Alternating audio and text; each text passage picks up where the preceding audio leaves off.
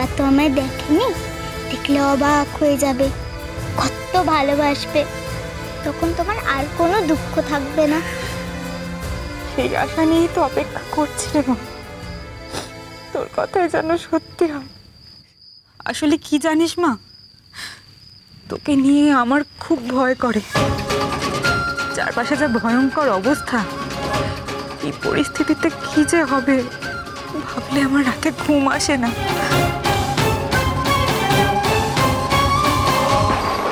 কল্যাণী পা চালা। কল্যাণী দেখো, রাতের মধ্যে এই জঙ্গল পেরিয়ে আমাদের লোকালয় পৌঁছতেই হবে। সেখানে গিয়ে যদি মেয়ের জন্য একটু দুধ পাই। চলো কল্যাণী, তাড়াতাড়ি চলো। চলো।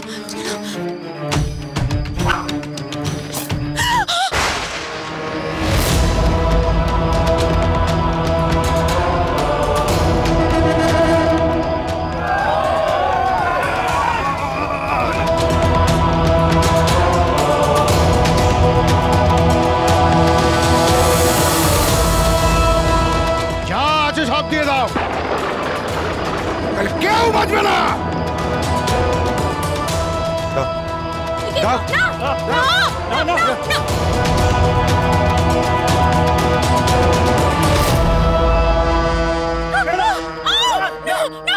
এখনো বলছি, ভালোই ভালোই সব দিয়ে দাও, কেউ বাঁচবে না। আমি দিচ্ছি, এই যে আমি দিচ্ছি, আমি সব দিয়ে দিচ্ছি।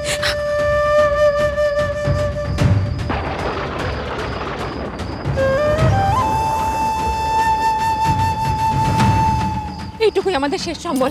এই নিয়ে আমার মেয়েকে আর আমার স্বামীকে ছেড়ে দাও। পোশাক আশাক দেখে তো ধনী মানুষ বলে মনে হচ্ছে, আর গয়নার বেলায় এইটুকু।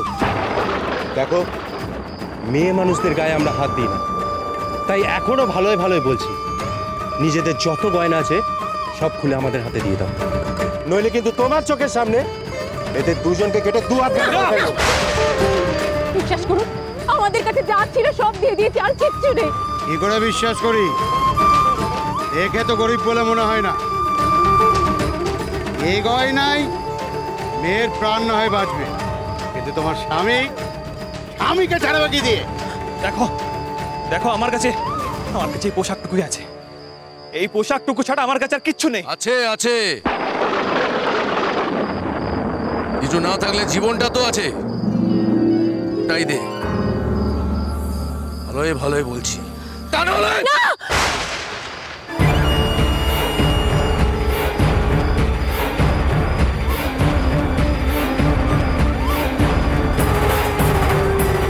মহেন্দ্রবাবু, আপনারা এখানে? হ্যাঁ, আমি পদচিহ্নের মহেন্দ্র সিংহ। আরেকটু হলে মহাপাপ হয়ে যাচ্ছিল।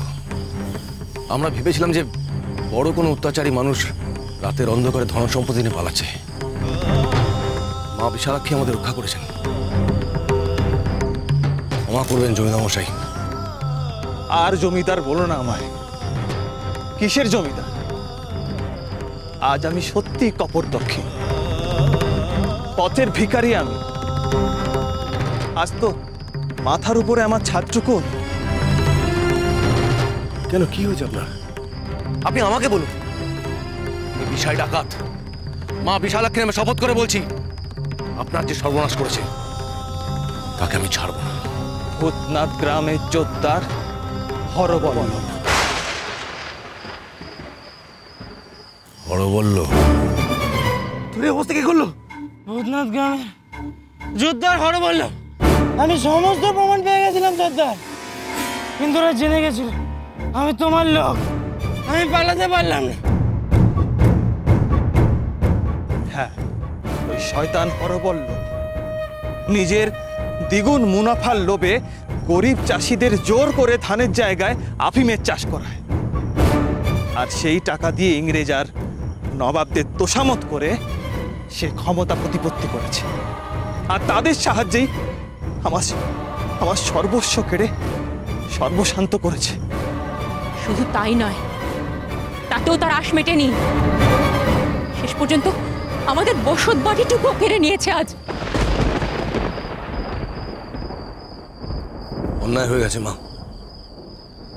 তোমার গয়না কেড়ে আমরা দোষ করেছি, আমাদের ক্ষমা করো। কিন্তু আমার একটাই ভয় হচ্ছে, মহেন্দ্র বাবুর মতন এরকম দয়ালু জমিদার যদি চলে যান, ওই আকালের দিনে আমাদের প্রজাদের কে দেখবে? আপনার যে সর্বনাশ করেছে তার প্রতিশোধ আমি নেবই। হরবল্লভ আমাদের সবার শত্রু। আমি মা বিশালাক্ষী নামে শপথ করে বলছি, হরবল্লভের সর্বনাশের দিন শুরু। দেখি দেখি দেখি দেখি, এই দেখো দেখো কি এনেছি, দেখো এই দেখো, নাও নাও নাও, ধরো ধরো ধরো ধরো ধরো। আরে বাবা, এটা একবার গলায় পড়ে দেখাও, খানদানি জমিদারি গয়না, এর ইজ্জতই আলাদা। এই রূপোর সিংহাসনটা তোমার, ধরো ধরো ধরো, আরে ধরো। বাবা হর, তুই যে আজ একেবারে দান সাগর হয়ে উঠলি রে। এত দামি দামি জিনিস তুই পেলি কোত্থেকে? নাকি কারো ঘরবাড়ির ধন সম্পত্তির দখল নিয়েছিস? না, আসলে অনেকদিন ধরেই ভাবছিলাম যে তোমাদের কিছু একটা দেব, তাই। না না না না না না, এত সহজ সরল তো তুমি নও, নিশ্চয়ই কোনো কারণ আছে। দেখতে চাও? এই দেখো, এই হচ্ছে আমার জমিদারির পরোয়ানা। আর এই যে দেখছো, এটা হচ্ছে নবাবের শিলমোহর। নবাব আমাকে গোটা পদচিহ্ন মহাল সহ এই ভূতনাথ গ্রামের জমিদারি দিয়েছেন। কিন্তু এখানকার জমিদার তো মহেন্দ্র সিং। তাকে নবাব ঝাড়ে বংশে এই পদচিহ্ন মহাল থেকে তাড়িয়েছেন। এখন আমি হচ্ছি এই ভূতনাথ গ্রামের জমিদার। এই এলাকা এখন আমার একার হুকুমে চলবে। আপনি শেষ পর্যন্ত জমিদার মশাইকে তাড়িয়ে ছাড়লেন, তার সবকিছু কেড়ে নিলেন। ভুল বললে কি নেই, এত ভালো মানুষই দিয়ে জমিদারি চালানো যায় না। ইংরেজ আর নবাবকে নজরানা দেবে কোত্থেকে? বাস যা হওয়ার তাই হলো। আর যারা চালাক হয় না, তারা এই আকালের কালেও ঠিক গুছিয়ে নেয়। আর যারা পারে না, তারা তোমার মতো ন্যায় সততা এসব কথা বলে সময় নষ্ট করে। সততা, ন্যায় এসবের কোনো দাম নেই। যে মানুষটা তোকে পথ থেকে নিয়ে এসে আশ্রয় দিল, অন্ন বস্ত্র দিল, তার কোনো মূল্য নেই? যা বোঝো না তা নিয়ে কথা বলো না পিসিমা। আমি মহেন্দ্র সিং এর জমিদারি নিইনি, এটা আমাকে দেওয়া হয়েছে। তোকে এমনি এমনি ওই নবাব দিয়ে দিল? দেখো, ওপরে উঠতে গেলে কারোর না কারোর কাঁধে উঠতেই হয়। আর এর জন্য আমার মনে কোনো পাপ বোধ নেই। আমি এ বাড়ির ভোল একদম পাল্টে দেবো।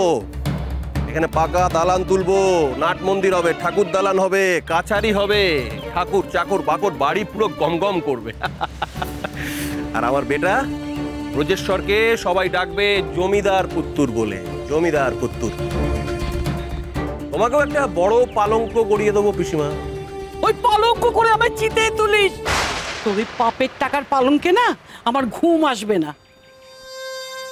সাহেবদের সঙ্গে সর করে ওই গরিব চাষিদের দিয়ে তুই আফিম চাষ করাচ্ছিস, ওদের পেটে মারছিস। ধর্মে সইবে না রে, তোর ধর্মে সইবে না। গরিব চাষিদের চোখে চলে যে আপনার অভিশাপ লাগবে, দয়া করে এমন কাজ করবেন না। তুমি থামো তো, এত আসপত্তা ভালো নয়। মাথার উপরে ঈশ্বর আছেন রে, এত পাপ করিস নে, এত অধঃপাতে যাস নে। যাই, সন্ধে হয়ে আসছে, সন্ধে প্রদীপ দেওয়ার আয়োজন করি।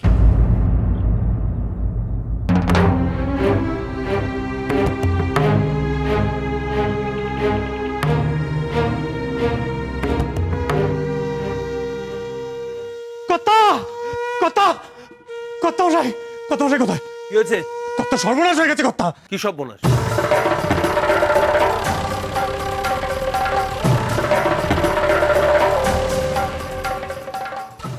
তোমার স্বামী প্রসন্নর খবর দেব বলেই আমরা এসেছি। কি খবর? কিন্তু তার আগে তোমাকে যে একটা প্রমাণ দিতে হবে মা। প্রমাণ? তুমি যে প্রসন্ন স্ত্রী তার প্রমাণ দিতে হবে। আমার কাছে তো দেওয়ার মতো প্রমাণ কিছুই নেই। আপনারা যাবেন না সন্ন্যাসী ঠাকুর? একটু দাঁড়া, আমি এক্ষুনি আসছি।